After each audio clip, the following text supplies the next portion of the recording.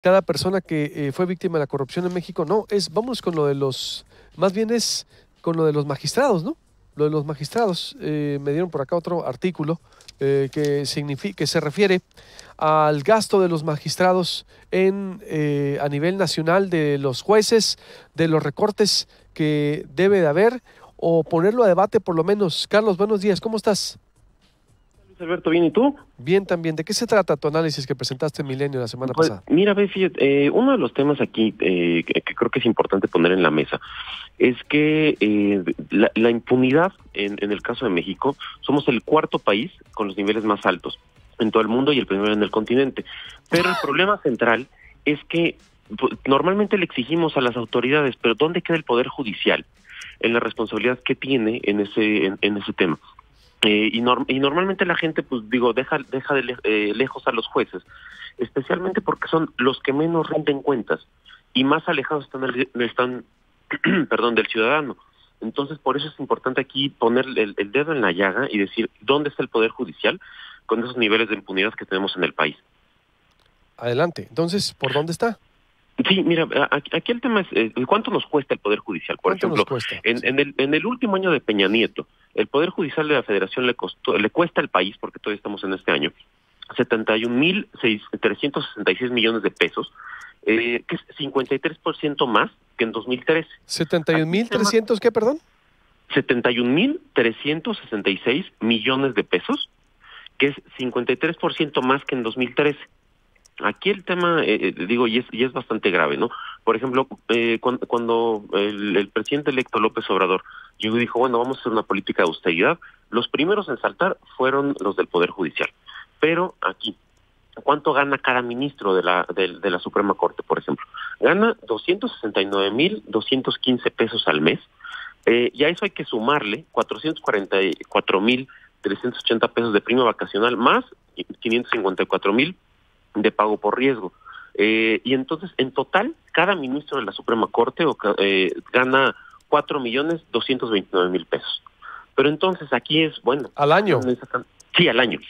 Ganan esa cantidad de dinero, pero lo grave aquí es cómo Cuatro está millones 229,000 pesos.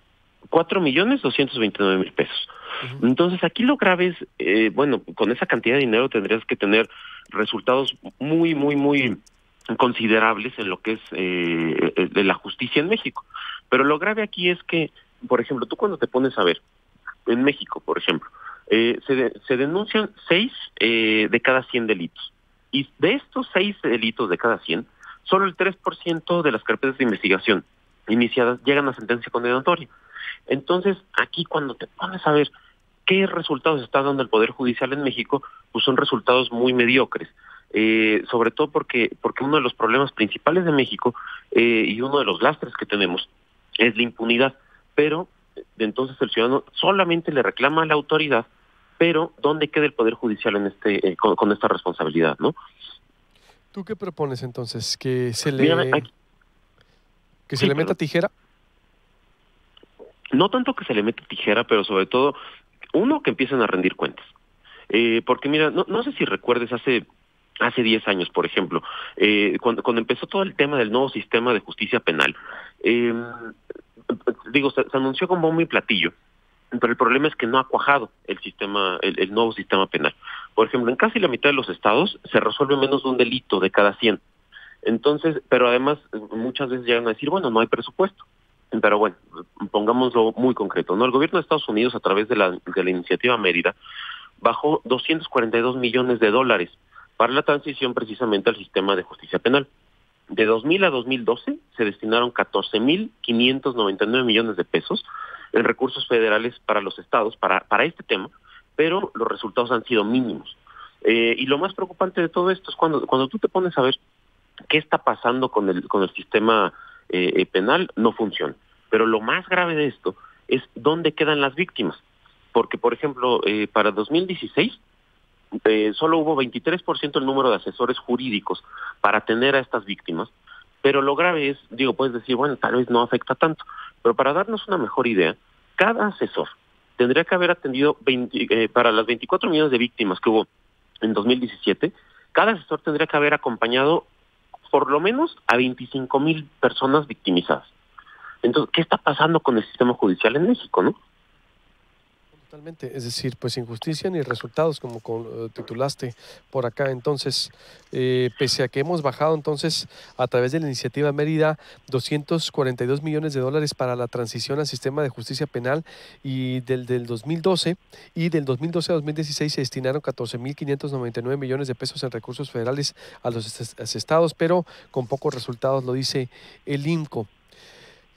Conclusión entonces, Carlos, a ver, yo creo que esto pues se le debe meter mucha lupa, pero lo que me preocupa un poco es que tanto Olga Sánchez como López Obrador, bueno, más que nada Olga Sánchez, que es la exministra, ha dicho también que pues los ministros deben de ganar alto, ¿no? Deben de ganar mucho. Sí, aquí fíjate, el tema central es este.